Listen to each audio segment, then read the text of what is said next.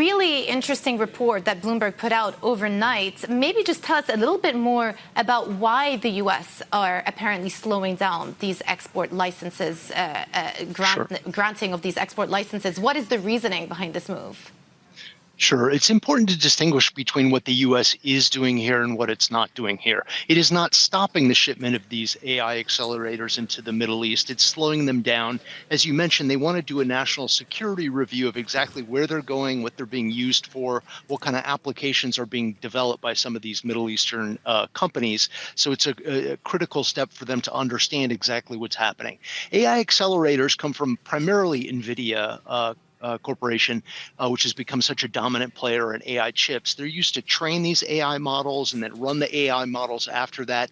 AMD is also a player here, but a much, much smaller player at this point. What we saw in 2022 is that the U.S. put export controls on the export of these chips to China in particular, and some of the other rivals, including Russia.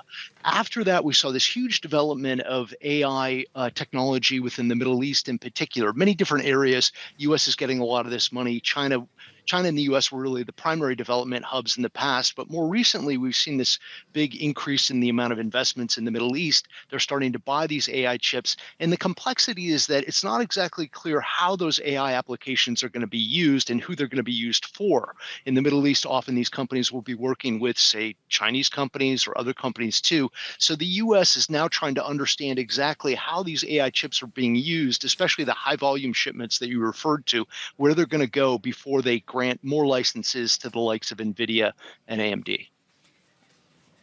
Yeah, earlier on in the show, and obviously we're Dubai-based, we were talking about the geopolitical impact it's going to have on the region. But we did see quite a big down move yesterday for Nvidia. Rare for Nvidia to sell off, but it was down more than 3.5%. What does it mean for the companies involved? Yeah, Nvidia, of course, has been a rocket ride for the stock market over the past couple of years. It's now a $2.7 trillion company, so truly a favorite of investors. Nvidia says, Jensen Huang, the CEO of the company, has said that they can sell as many of these AI chips as they can possibly build at this point. Their biggest four customers are all the big American tech giants led by Microsoft and Google in particular. It's also selling into other regions around the country. So their sales into the Middle East are not a significant part of their sales at this point, and they certainly are going to be able to find alternatives for them.